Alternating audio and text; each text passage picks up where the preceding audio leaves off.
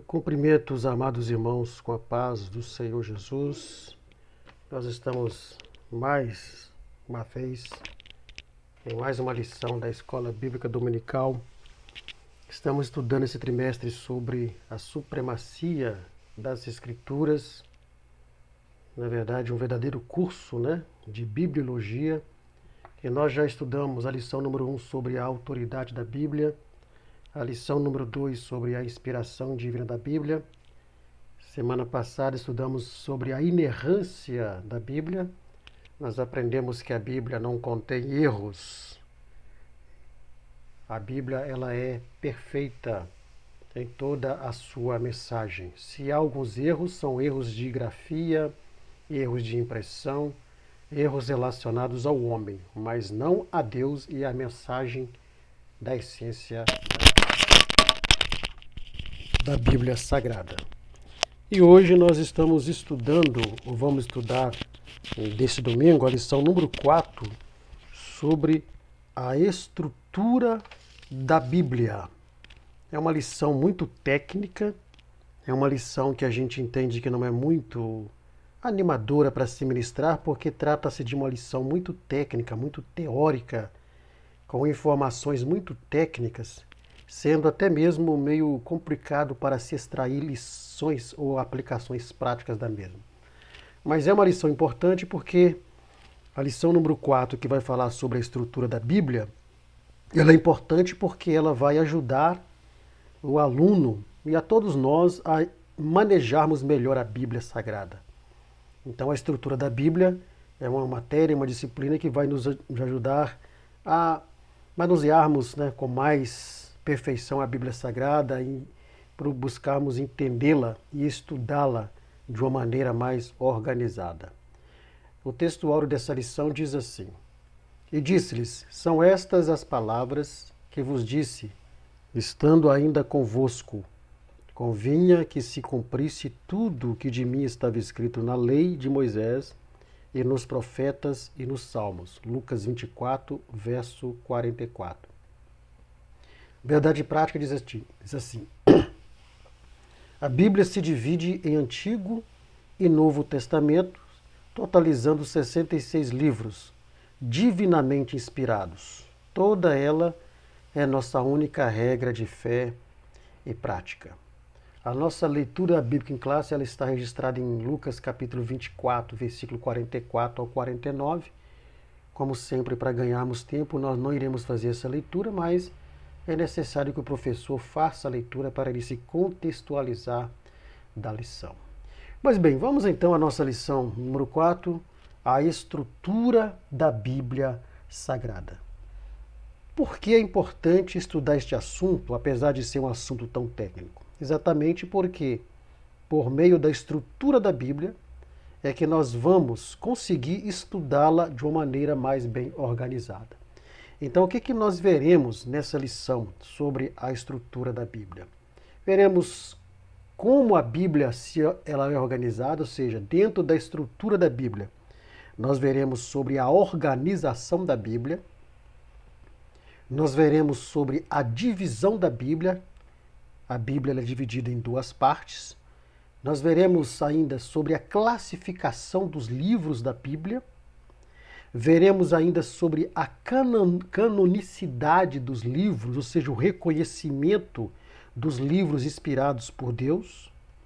E, por fim, veremos algumas particularidades relacionadas às duas partes da Bíblia. Então, esses assuntos são assuntos, como eu disse, técnicos, e são assuntos que trazem para nós uma direção de como nós devemos estudar a palavra de Deus. Pois bem, nós iremos, antes de entrar no primeiro tópico, traçar um pequeno histórico da formação da Bíblia. Nós sabemos que a Bíblia, a formação dela, da forma que nós conhecemos, é um verdadeiro milagre.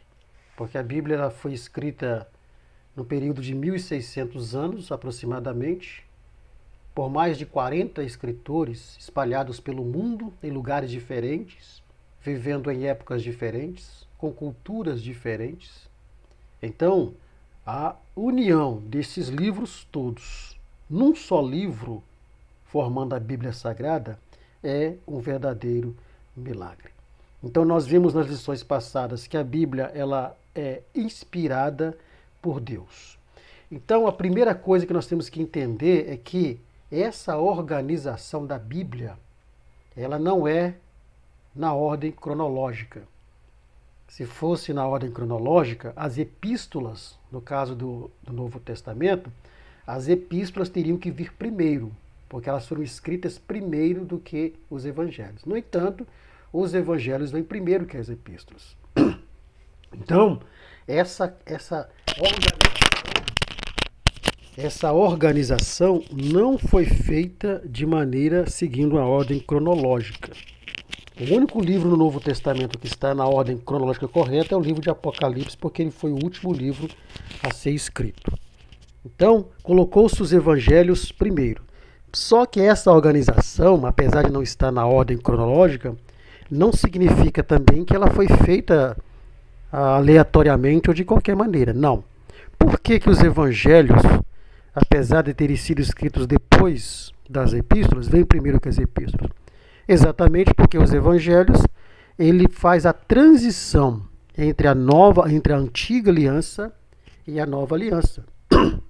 A antiga aliança apontando para um Cristo que estava oculto. A nova aliança revelando agora um Cristo, né, que é manifesto. Então essa transição da antiga para a nova aliança, houve a necessidade dentro dessa organização, então, colocar os evangelhos ali em primeiro antes das epístolas. Pois bem, uma vez dado esse esclarecimento, nós queremos informar aos irmãos que não vamos entrar muito em detalhe, porque essa lição é muito técnica e muita informação. E se o professor tentar trazer todas as informações que ele achar que vai conseguir trazer, ele vai acabar confundindo a lição toda. Então, nós professores somos chamados para explicar e não para complicar.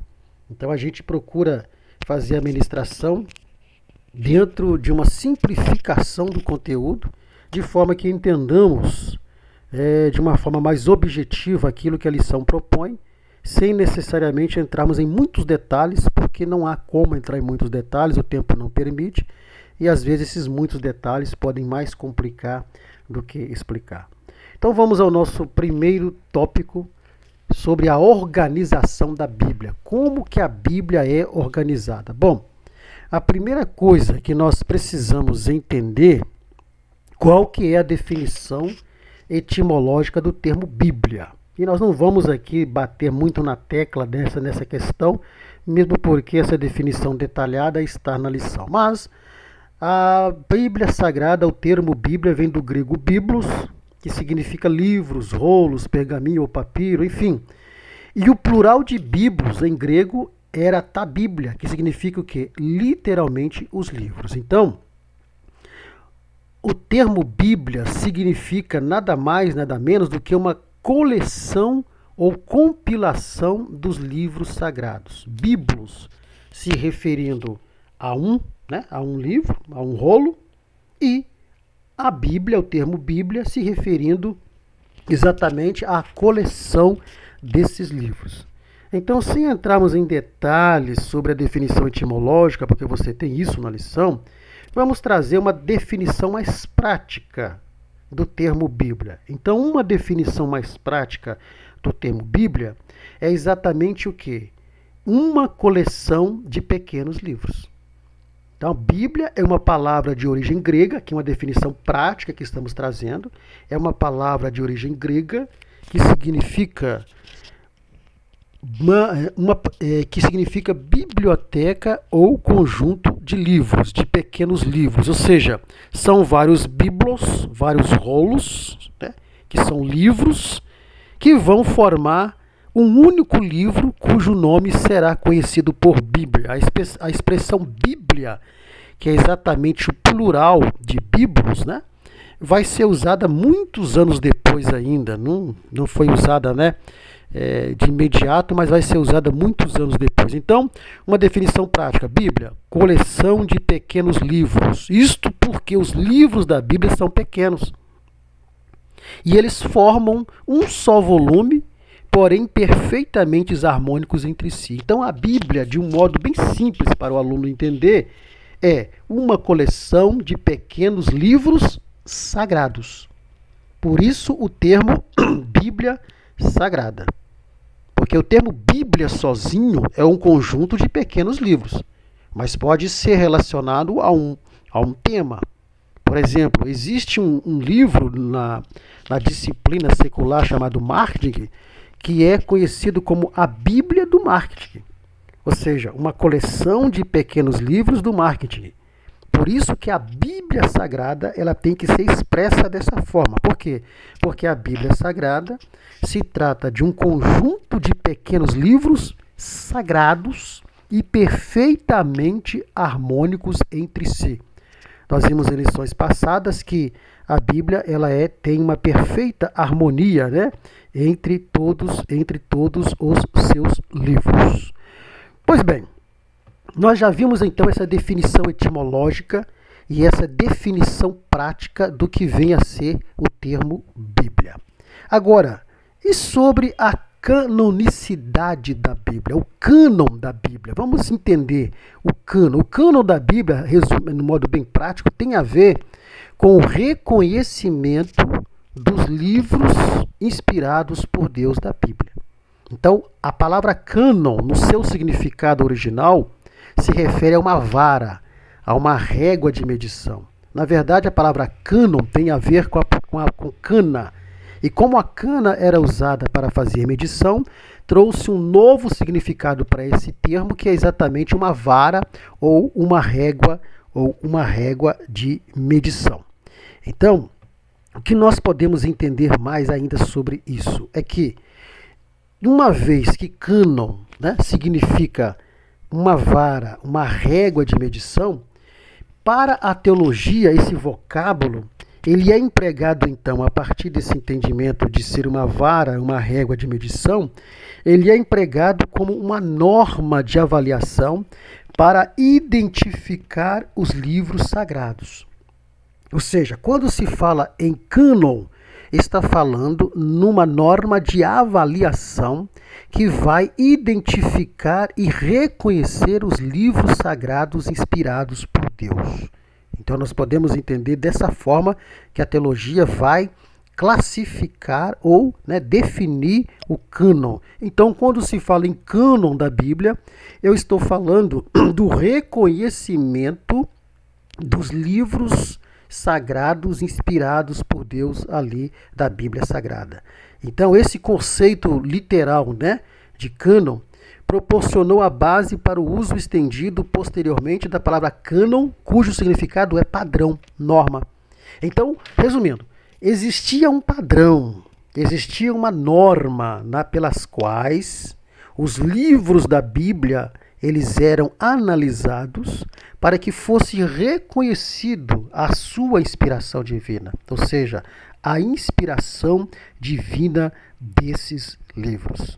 Então, em vista disso daí, o termo canônico passou a designar os 66 livros aceitos como divinamente inspirados. Ou seja, os 66 livros da Bíblia são canônicos, ou seja, são reconhecidos como inspirados por Deus. Mas como era feita essa canonização? Como era essa norma? Como era esse padrão de canonização dos livros sagrados? Ou seja, para o reconhecimento dos livros sagrados como inspirados por Deus. Então, dentro dessas normas, dentro desse padrão que funcionava como uma régua, os livros eram analisados e fazia parte dessas normas algumas perguntas. Por exemplo, quem foi que escreveu este livro? Esse livro é digno de confiança? Por exemplo, o Pentateuco são livros dignos de confiança? Esses livros falam a verdade acerca de Deus? Esses livros, o conteúdo deles contradizem a Deus e a sua essência?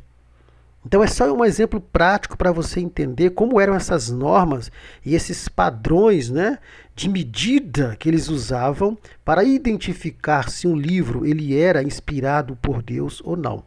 Então, diante dessa canonização, que é esse reconhecimento mediante uma norma de avaliação que inclui esses tipos de perguntas e outros procedimentos mais que não há como informarmos aqui, então chegava-se ao final, na conclusão de que o livro ele era realmente inspirado por Deus. Ou seja, através dos concílios que existiram, esses concílios eles não declaravam os livros inspirados, mas eles reconheciam os livros como inspirados por Deus. Então, dentro desse processo de cânon da Bíblia, ou seja, de reconhecimento dos livros como inspirados por Deus, todos os 66 livros da Bíblia são canônicos, ou seja, são reconhecidos como inspirados por Deus. Excedendo a isso, outros livros não foram considerados como canônicos, ou seja, não foram reconhecidos como inspirados por Deus. É o caso dos livros apócrifos, como vimos na semana passada, aqueles 7 livros que a Igreja Católica considera como canônicos, mas que não são considerados como canônicos pelos concílios. Por quê? Porque esses livros, se você voltar lá nos padrões, nas normas, que inclui alguns tipos de pergunta, esses livros contêm doutrinas e ensinamentos que contrariam a própria essência de Deus. São livros que falam sobre adoração a ídolos, são livros que fazem, ensinam a comunicação com os mortos, são livros que falam sobre purgatório e praticamente cancelando o sacrifício de Cristo, porque logo se existe um purgatório, não há necessidade do sacrifício de Cristo. Então, a Igreja Católica vai incluir esses livros como canônicos, exatamente porque esses livros contêm ensinamentos que são de interesses doutrinários da parte deles, mas que contradizem a própria essência de Deus. Então, os 66 livros que compõem a Bíblia, como nós conhecemos hoje, são os livros realmente canônicos, ou seja, livros que foram reconhecidos a sua inspiração divina. E essa canonização, o cânon, ou seja, o reconhecimento desses livros como os livros inspirados por Deus, já está fechado. E vai compreender, como eu disse aqui, todos os 66 livros da Bíblia, esse número limitado. E a Bíblia, com esse número limitado de 66 livros reconhecidos como inspirados por Deus, vão ser concluídos até o final do período apostólico ali do século I depois de Cristo, ali 100 anos depois de Cristo. Então, nós observamos que a Bíblia, diante deste fato de canonização, ou seja, de reconhecimento dos seus livros, dos seus 66 livros como inspirados após uma normatização, uma avaliação, uma avaliação seguindo um padrão, uma norma, nós vamos ver que o Espírito Santo guiou o seu povo a reconhecer a autoridade desses livros como inspirados por Deus. Ao final de todo o processo de canonização da Bíblia Sagrada, que envolveu alguns concílios, envolveu muita luta, envolveu muita batalha, o Espírito Santo vai guiar o povo para reconhecer a autoridade desses livros como inspirados por Deus. Então, quando se fala em cânon da Bíblia, e aqui estamos falando tanto do Antigo como do Novo, estamos falando então desse processo analítico de reconhecimento dos livros sagrados inspirados por Deus como livros realmente inspirados por Deus, tirando da Bíblia aqueles livros que não passaram na medida, que não passaram na régua de medição, da análise, e para poder considerá-los como livros inspirados por Deus. Pois bem, e aí então nós vamos entender que a Bíblia ela tem duas partes. Já entendemos então o que é a Bíblia, o termo Bíblia, tanto o termo no seu conceito etimológico como a sua definição prática. Já vimos sobre o cânon da Bíblia, ou seja, sobre o reconhecimento da Bíblia como toda ela inspirada por Deus, todos os seus 66 livros inspirados por Deus. E já vimos, agora vamos ver então, a divisão da Bíblia. A Bíblia se divide em duas partes, o Velho Testamento e o Novo Testamento. E a palavra testamento, todos sabemos que ela tem o significado geral de aliança, de pacto, de concerto. Então, a velha aliança e a nova aliança. Então, o Antigo Testamento, que é a primeira parte da divisão da Bíblia, refere-se aos livros dos judeus que foram reconhecidos por Jesus como as Escrituras, a lei, os profetas e os salmos. Jesus vai reconhecer o Antigo Testamento lá no Novo Testamento. De que forma? Citando, trazendo citações referentes ao Antigo Testamento. Então, o Antigo Testamento se refere aos livros escritos pelos judeus, que na sua maioria foi escrito em hebraico, com algumas raras frases em aramaico, e que foi reconhecido pelo Senhor Jesus lá no Novo Testamento. Aí estão as citações que você pode ler em casa. Então, nós vamos observar que o termo Antigo Testamento era um termo que ele foi inaugurado por Paulo. Paulo, em 2 Coríntios capítulo 3, versículo 14, ele vai inaugurar o uso desse termo Antigo Testamento. Em algumas traduções você vai ver aliança, em algumas testamento, porque significa a mesma coisa. Então, a primeira parte, dentro da estrutura da Bíblia, a primeira parte da Bíblia é o Velho Testamento. A segunda parte é o Novo Testamento. O Novo Testamento já vai ser um termo usado para se referir ao cumprimento profético de Jesus como mediador de uma nova aliança. Por quê? Porque no Velho Testamento, ou no Antigo Testamento, na Antiga Aliança, nós temos um Jesus oculto, um Jesus escondido, expresso implicitamente por símbolos, por tipologia, por simbologia. Mas na Nova Aliança já vai ser o cumprimento profético desse Jesus que estava escondido na Antiga Aliança. Então o Novo Testamento, ele traz a revelação desse Cristo que estava oculto ali no Antigo Testamento, trazendo agora para o povo uma nova aliança a partir de Jesus Cristo. Então, o termo Novo Testamento, ele passou a designar também os escritos dos cristãos, igualmente reconhecido como as Escrituras.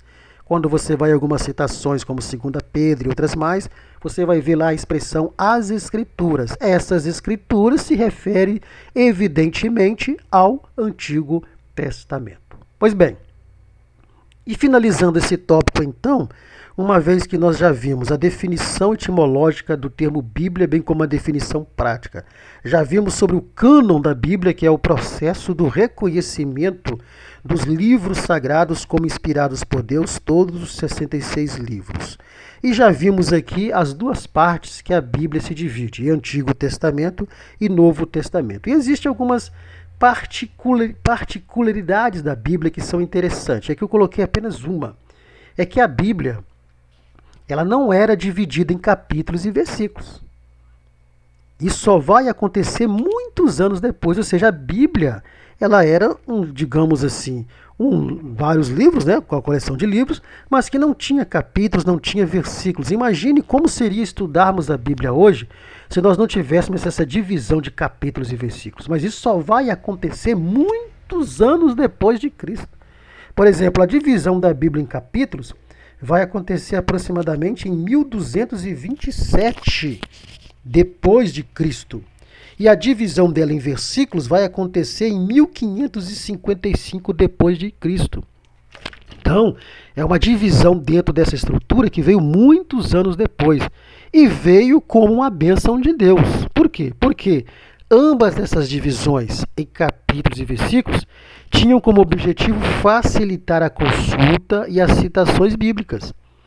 E o que é melhor ainda, essa divisão ela foi aceita por todos, incluindo os próprios judeus, aceitaram essa divisão da Bíblia em capítulos e versículos. Por quê? Porque facilita o estudo da Bíblia, facilita a consulta da Bíblia, facilita o manuseio da Bíblia. Então, essa é uma particularidade muito interessante sobre a divisão da Bíblia em capítulos e versículos, que hoje facilita para nós podermos estudar a Bíblia e manusear a Bíblia. Imagine você ter que estudar a Bíblia se não tivesse essa divisão de capítulo e versículo como nós temos hoje em nossas mãos. Então, isso foi sim uma bênção de Deus que fez parte dentro dessa estrutura, porque Deus, ele usou homens para escrever a Bíblia, são os originais, Deus vai usar homens para copiar esses originais e Deus vai usar homens para organizar a Bíblia Sagrada. Então foram pessoas que foram usadas por Deus para organizar a Bíblia dessa forma. Pois bem, assim então nós terminamos o nosso primeiro tópico nessa visão geral sobre a organização da Bíblia. Agora, a partir do segundo tópico, nós vamos analisar detalhadamente as duas partes que a Bíblia se divide. Nós vimos que ela se divide em Antigo Testamento e Novo Testamento. Então, a partir desse tópico, nós vamos analisar a primeira parte da Bíblia, que é o Antigo Testamento. Dentro dessa estrutura organizacional da Bíblia, como foi organizada a primeira parte da Bíblia? Então, a primeira parte, nós temos os livros do Antigo Testamento. Nós vamos ver que o Antigo Testamento ele vai se dividir em 4 seções.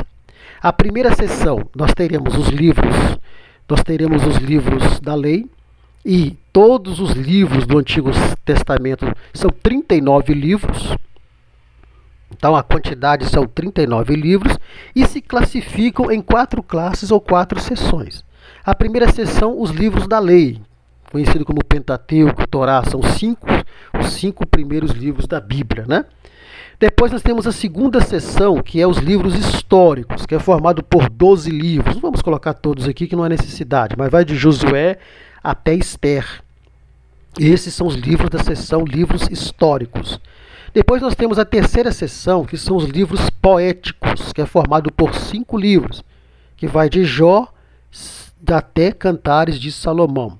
E nós temos a quarta seção, que são os livros proféticos. Esses livros são formados também pelos profetas maiores, que são 5 livros, que vai de Isaías a Daniel, e os profetas menores, que são 12 livros, que vai de Oséias a Malaquias. Então, esses são os livros do Antigo Testamento, que, repito, que se divide em 4 seções. A seção histórica, a seção poética, e a seção da lei, a seção histórica, a seção poética e a seção profética. Nos livros proféticos temos os profetas maiores e os profetas menores. Lembrando, você sabe perfeitamente que a expressão profeta maior ou profeta menor não tem a ver com a questão de superioridade. Profeta maior, essa expressão maior ou menor, tem a ver com a quantidade, né, daquilo que foi profetizado e o tempo de ministério também desses profetas. Então não tem a ver no caso de um ser maior que o outro. Então, a primeira parte da Bíblia é o Antigo Testamento. Ela se divide dentro dessas 4 classes ou dessas 4 seções. Agora, são 39 livros que fazem parte aí do Antigo Testamento. Agora, é muito bom nós observarmos que a Bíblia hebraica, usada pelos judeus que não são cristãos, porque tem judeus que são cristãos, então a Bíblia hebraica usada pelos judeus que não são cristãos, ela é organizada de forma diferente da nossa. Por quê? Porque a Bíblia hebraica dos judeus não cristãos, ela tem 24 livros. Ela não é organizada como 39, mas esses 24 correspondem aos 39 da Bíblia que nós temos em nossas mãos. Por quê que eles têm 24 e nós 39? Porque eles simplesmente unificaram todos aqueles livros que têm primeiro e segundo. Por exemplo, primeiro e segundo Samuel, na Bíblia hebraica dos não cristãos, ela é apenas o livro de Samuel.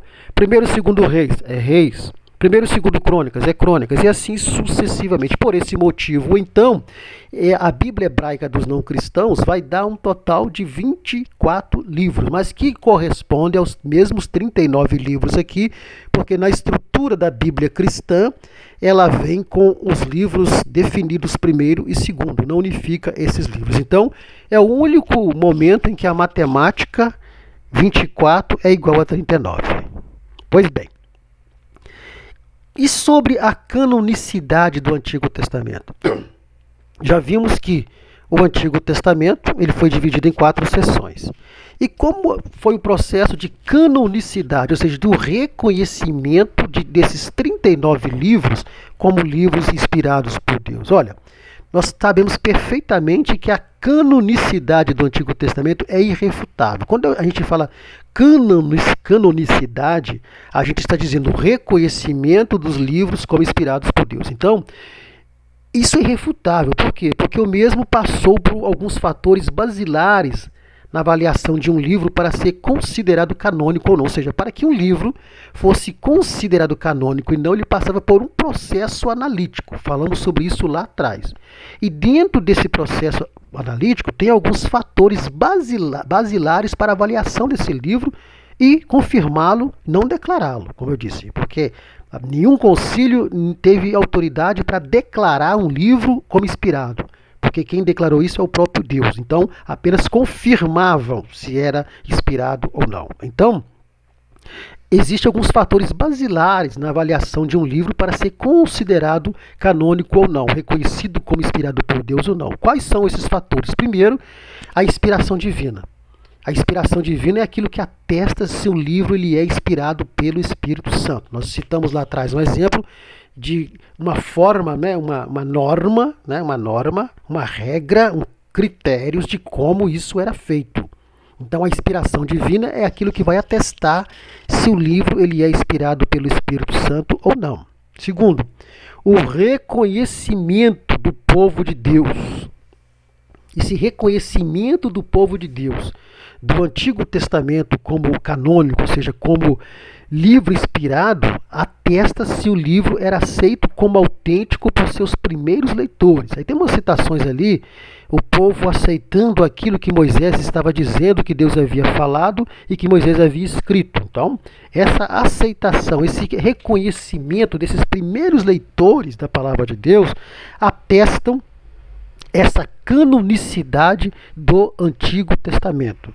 Terceiro, a preservação como palavra de Deus, ou seja, ao longo de todos os séculos, a Bíblia, a palavra de Deus, se manteve, se preservou como palavra de Deus. Essa preservação da Bíblia, dos livros da Bíblia, dos livros do Antigo Testamento como palavra de Deus, é exatamente um fator determinante para a sua canonicidade, ou seja, para o seu reconhecimento como livro inspirado por Deus. E o quarto, a confirmação da inspiração divina dos livros. Como Jesus e os próprios apóstolos vão confirmar a canonicidade do Antigo Testamento. De que forma que Jesus vai fazer isso? Citando textos do Antigo Testamento. Nós demos um exemplo aqui, quando ele abre o livro lá em Isaías, 61, e ele lê lá, o Espírito do Senhor Jeová está sobre mim. Em Lucas 24, 27 vai dizer, começando desde Moisés e passando por todos os profetas, quer dizer, vemos Jesus, ele citando o Antigo Testamento. Vemos os apóstolos também, nas citações que você vai ler em casa aí, também citando o Antigo Testamento. Então, essa citação do Antigo Testamento por Jesus e pelos apóstolos é uma confirmação da canonicidade, ou seja, é uma confirmação da inspiração divina desses livros. Não há nenhuma dúvida, isso tudo é irrefutável. Jesus jamais iria citar o Antigo Testamento se Jesus não estivesse reconhecendo a sua canonicidade, ou seja, se Jesus não estivesse reconhecendo que os livros do Antigo Testamento eram livros inspirados por Deus.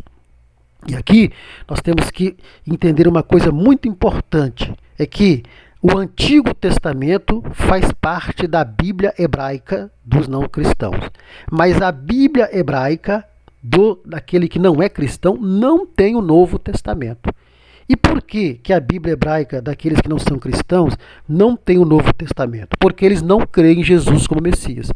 Então, ter o Novo Testamento na Bíblia deles é reconhecer Jesus como Messias. Então, eles têm apenas o Antigo Testamento na sua Bíblia, porque não reconhecem Jesus como Messias.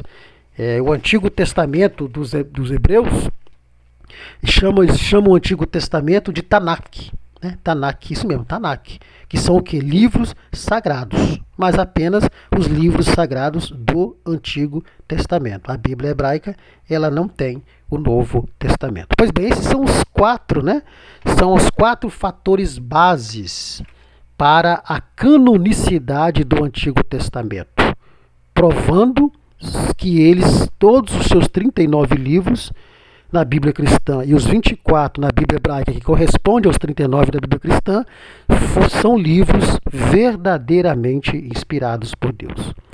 E o Antigo Testamento ele tem algumas particularidades. Por exemplo, quase na sua totalidade, o Antigo Testamento foi escrito em hebraico. Apenas algumas porções ali está escrito em aramaico, mas na sua totalidade, na maioria, é escrito em hebraico, certo? As descobertas dos rolos do Mar Morto em 1947 e 64 confirmam a preservação e a suficiência dos textos. Nós dissemos na aula passada que em 1947 e 64 foram encontrados alguns rolos, né? Alguns rolos dos livros apógrafos, que são as cópias dos originais no Mar Morto, numa caverna próxima ao Mar Morto, se não me engano são 800. E quando pegaram esses rolos e confrontaram os textos com o que eles já tinham, eles confirmaram a preservação e a suficiência dos textos. Não viram irregularidades, não viram contradições nas mensagens escritas e nos textos escritos. Isso é uma particularidade de confirmação da canonicidade, ou seja, da inspiração dos livros do Antigo Testamento. Outra particularidade é que nós vamos lembrar de algo importante. Nós dissemos lá no início que o Antigo Testamento se divide em 4 seções: livros da lei, livros históricos, livros poéticos e livros proféticos. E existe uma particularidade relacionada a cada uma dessas seções. Por exemplo, na lei, nos livros da lei, é lançado o fundamento para a manifestação de Cristo. Todo o livro da lei, o Pentateuco, com a sua simbologia, com a sua tipologia, estão lançando um fundamento para a manifestação de um Cristo que está oculto ali no Antigo Testamento. Já nos livros históricos, não é isso? As nações fincam raízes em preparação para a manifestação de Cristo, porque é nos livros históricos do Antigo Testamento que vamos ter a história dos reis, né, da formação dos governos. Aquilo ali é fincando raízes, preparando para receber o Rei dos Reis e Senhor dos Senhores, a manifestação do Rei dos Reis e Senhor dos Senhores. Já nos livros poéticos, geralmente são livros de aspiração, o povo olha para o alto e suspira e aspira, né, a manifestação de Cristo. Então, os livros poéticos com seu conteúdo, na verdade, nada mais é do que uma aspiração da manifestação de um Cristo que continua oculto, mas que vai ser revelado no Novo Testamento. E os livros proféticos, eles olham para a frente na expectativa da manifestação de Cristo. Aí temos os profetas profetizando sobre o nascimento de Jesus. E a virgem conceberá e dará à luz um filho, e tu, Belém de Efrata. Então vemos ali que os livros proféticos eles estão olhando para frente, na expectativa de que Cristo, o Rei dos Reis, ele vai se manifestar. Então são particularidades muito interessantes relacionadas aí às 4 seções do Antigo Testamento. Pois bem, nós acabamos de analisar a primeira parte da Bíblia, que é o Antigo Testamento. Agora vamos analisar com detalhes a segunda parte da Bíblia Sagrada, que é o Novo Testamento. E aí vamos ver que o Novo Testamento ele tem 27 livros. E esses 27 livros, assim como no Antigo Testamento, esses 27 livros do Novo também se classificam ou se dividem em 4 seções. E que seções são essas? Primeiro, os livros biográficos. Quais são os livros biográficos? São os 4 evangelhos, Mateus, Marcos, Lucas e João. Por quê? Porque eles trazem a biografia de Jesus e a missão de Jesus. Por isso podemos considerá-los como livros biográficos. A segunda seção são o livro histórico. Quantos livros históricos tem o Novo Testamento? Apenas um. Então, a seção de livro histórico ela é formada pelo livro de Atos. E o livro de Atos, o nome Atos quer dizer ações, feitos, atitude dos apóstolos, né? São as ações e os feitos, as atitudes dos apóstolos na implantação e no crescimento da igreja primitiva. Então, o livro de Atos narra a história dos apóstolos e da igreja primitiva. A terceira seção do Novo Testamento são os livros doutrinários. Quais são os livros doutrinários? eles são formados pelas epístolas pastorais de Paulo, pelas epístolas gerais dele e também pela epístola dos demais apóstolos, por exemplo, Pedro, João, Judas. Então, todas essas epístolas, tanto de Paulo como as dos demais apóstolos, formam os livros doutrinários do Novo Testamento. E, por fim, nós temos o livro da Revelação, que é o livro do Apocalipse, que é o livro que contém as profecias, né, dos fatos escatológicos. Então, da mesma forma que o Antigo Testamento ele é formado dividido em 4 seções, o Novo Testamento também ele é dividido em 4 seções, sendo essas biográficos, histórico, doutrinários e livros também, e livros da Revelação. Pois bem, e da mesma forma que os livros do Antigo Testamento são considerados canônicos, ou seja, reconhecidos como os livros inspirados por Deus, os seus 39 livros, os 27 livros do Novo Testamento também são canônicos.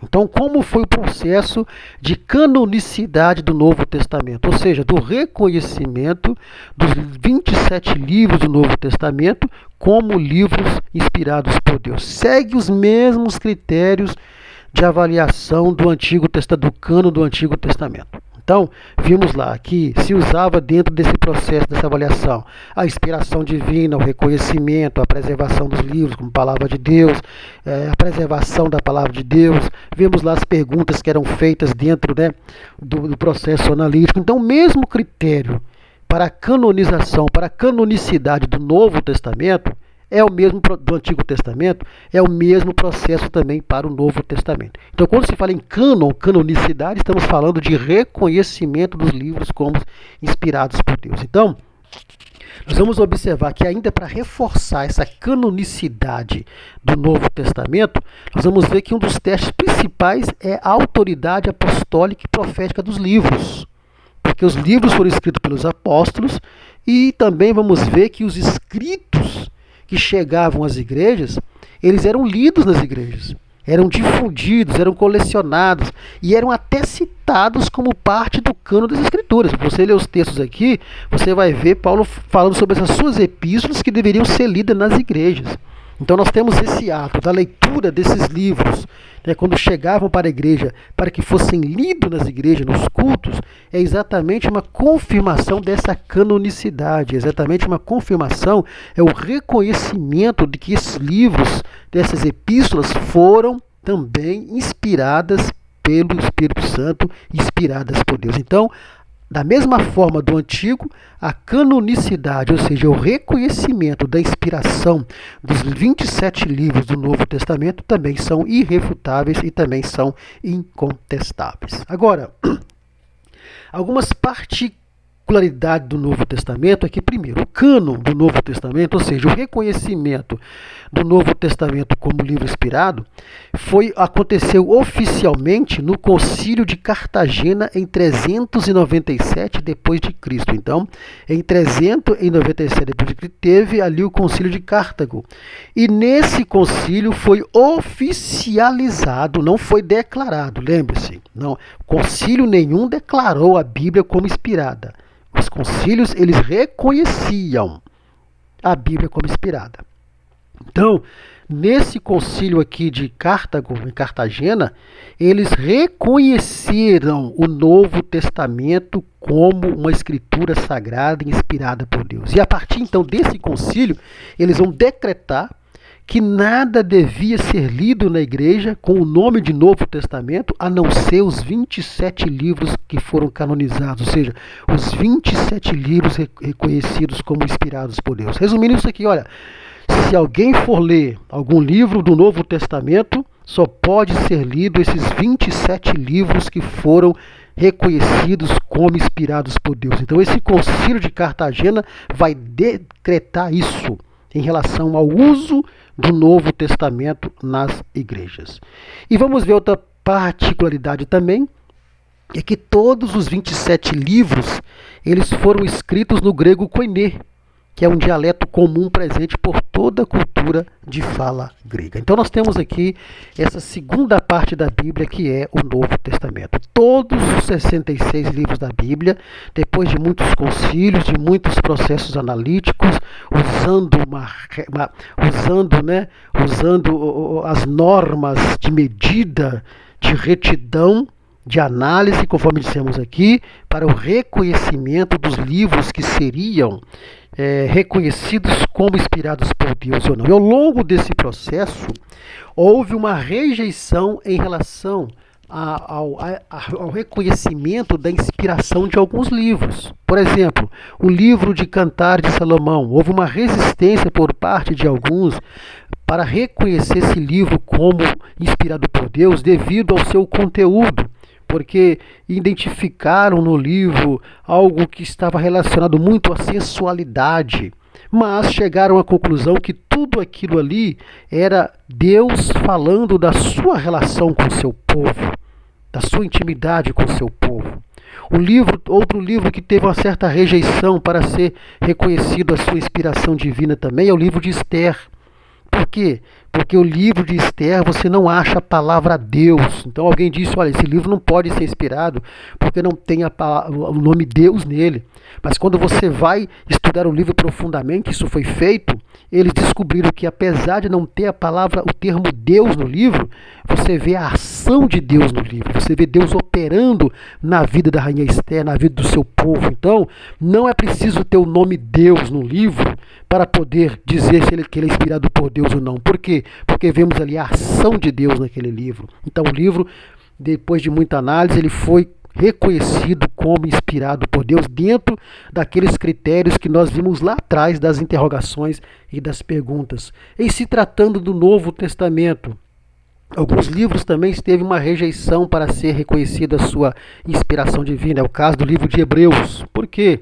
Porque o livro de Hebreus, por não se saber a autoria do livro, quem era o autor do livro, e que na parte oriental foi aceita com facilidade como o apóstolo Paulo, mas no Oriente houve uma certa dificuldade e queriam tirar o livro de Hebreus dos livros canônicos porque não sabia a sua autoria, mas quando viram o conteúdo, por isso que existia uma norma, existia um padrão para poder analisar os livros. Então, quando foram analisar por esse padrão, viram que apesar de não ter autoria no livro, eles viram que o conteúdo do livro era um conteúdo que mostrava a inspiração divina. Poderíamos aqui citar outros livros mais, mas só para você ter uma ideia. Resumindo, então, a Bíblia Sagrada, nos seus 66 livros, foram todos eles reconhecidos como inspirados por Deus. Os livros que não foram reconhecidos como inspiração divina são livros que trazem ensinamentos contrários à própria palavra de Deus.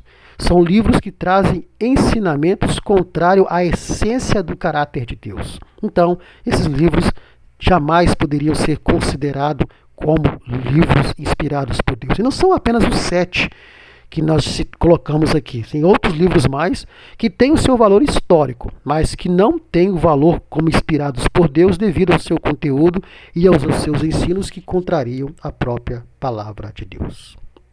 Pois bem, meus irmãos, assim chegamos ao final da nossa lição. Eu sei que é muita informação, como eu disse aqui, mas o professor ele tem que buscar simplificar e não complicar a lição. Então, acerca da estrutura da Bíblia, tudo que nós vimos aqui, nós precisamos entender duas coisas importantes e eu achei isso importantíssimo para colocar aqui. Primeira coisa, a forma como a Bíblia foi estruturada e organizada não é de inspiração divina. Deus inspirou a Bíblia em relação à sua mensagem e o seu conteúdo, e inspirou homens para escreverem. Mas a organização estrutural da Bíblia não é de inspiração divina, mas ela é de permissão divina. Ou seja, não foi Deus que inspirou essa estrutura, essa organização estrutural, mas foi Deus quem permitiu. Para quê? Para uma melhor compreensão humana da própria Bíblia, que é a palavra de Deus. Então, vou repetir o que eu disse lá atrás. Deus, ele inspirou homens para escrever a Bíblia, o original. Deus, ele usou, agora não é inspiração, A inspiração foi uma vez só, foi no escrito dos originais. Então Deus inspirou o homem para escrever a Bíblia, os originais. Deus vai usar, olha bem, Deus vai usar homens para copiar a Bíblia conforme os originais. E Deus vai usar homens para poder organizar a Bíblia de forma estrutural, de forma que facilite o estudo, a consulta e a melhor compreensão da Bíblia Sagrada dentro da sua estrutura e da sua organização. E segundo, as várias seções das Escrituras formam uma estrutura cristocêntrica. Toda a estrutura da Bíblia, a forma que ela foi organizada, dividida, classificada, ela tem uma estrutura cristocêntrica, aponta Cristo como centro da Bíblia. Dentro dessa questão ainda da estrutura da Bíblia, é muito importante nós nos lembrarmos que ao longo dos anos foram se incluindo novas formas estruturais para facilitar o entendimento da Bíblia. Entre essas formas está a questão das epígrafes. O que são epígrafes? Epígrafes são aqueles títulos e subtítulos que vêm num texto. É preciso tomar cuidado, porque as epígrafes falham. Lembre-se, as epígrafes elas foram colocadas pelo homem para poder facilitar o entendimento do texto, mas muitas vezes dificultam ou complicam o entendimento do texto. Por exemplo, quando você vai na Bíblia Sagrada, você vê lá escrito lá assim, a parábola do rico e do Lázaro. Isso é uma epígrafe. A Bíblia não tinha esses títulos e subtítulos. Foi colocado dentro da sua organização estrutural posteriormente. Então está lá, a parábola do rico e do Lázaro. Só que nós sabemos que o fato, esse episódio do rico e do Lázaro não é uma parábola. Isso é uma história verídica. Por quê? Porque é o único momento em que Jesus dá o nome e fala da existência havia. Então, qual deveria ser a epígrafe ali? A epígrafe deveria ser o rico e o Lázaro. Porque quando se colocou parábola ali, a parábola do rico e do Lázaro, passou a ideia de que aquele fato não é verdadeiro. Passou-se a ideia que aquilo ali é uma história comparativa, quando na verdade é um fato real. Então a epígrafe trouxe grandes confusões e essa epígrafe especificamente trouxe grandes confusões na interpretação desse texto, porque muitos interpretam como um fato que não existiu, apenas como uma história inventada para fazer uma comparação. Então se a epígrafe ali fosse o rico e o Lázaro, estaria dizendo claramente ali que aquela história é um fato que aconteceu e não apenas um fato contado, inventado para fazer comparação. Então, dentro desse processo estrutural, a gente vê então a colocação desses elementos que podem complicar ou não o entendimento de um texto. Por isso que é muito importante você analisar bem a epígrafe do texto para ver se ela está de acordo com o texto que você está lendo, para que você não venha entender de forma errada. Mas aí eu pergunto, isso é falha da Bíblia? Isso é erro da Bíblia? Não, a Bíblia é inerrante. Isso não é erro da Bíblia, isso é erro do homem, que querendo facilitar a compreensão, pode ter em determinados epígrafes trazer mais complicação. Pois bem, meus queridos, que Deus abençoe a cada um. Semana que vem nós estaremos com a lição número 5, que é exatamente como estudar a Bíblia. Estou dizendo que esse trimestre é um curso de bibliologia. Nós continuamos no nosso plano B e acredito, como eu disse, que esse plano B irá se tornar o nosso plano A. Mas o importante é que a obra de Deus ela não pode parar. Que Deus abençoe a cada um. Obrigado pelos irmãos que oraram por nós. Estamos bem melhor em relação à semana passada. E nós estamos à disposição dos irmãos aí para qualquer dúvida que os irmãos queiram tirar, estando ao nosso alcance. Você está vendo agora no seu vídeo, nosso contato. Se você deseja receber gratuitamente aí o material que nós usamos aqui na ministração em PDF e slides, você pode entrar em contato conosco que eu envio gratuitamente para você. E também você está vendo aí, nós aceitamos ministração em todas as áreas relacionadas ao ensino e pregação da palavra de Deus. Também temos um grupo de WhatsApp que nós criamos, que atende o Brasil inteiro, onde nesse grupo nós postamos semanalmente um material para os irmãos. É um grupo fechado para que não haja postagens indevidas e também para que não haja postagens que só servem para poder encher o celular dos irmãos. Então, é um grupo fechado para postagem. Apenas eu e o administrador postamos ali, exatamente para não preencher, não sobrecarregar a memória dos irmãos. Mas eu sempre estou à disposição no privado para tirar qualquer tipo de dúvida. Que Deus abençoe a sua vida e que nós possamos, nesse domingo, ter uma excelente escola bíblica dominical. E faça os seus comentários em nosso canal do YouTube, faça os seus comentários, compartilhe para que mais irmãos sejam abençoados e assim essa rede, essa rede de irmãos possa crescer cada vez mais e juntos nós possamos cada vez mais aprender a palavra de Deus. Nos acompanhe em nossos canais aí e que o Senhor possa abençoar grandemente a sua vida. A paz do Senhor Jesus para todos e até semana que vem então, em nome do Senhor Jesus, na nossa próxima lição sobre a supremacia das Escrituras.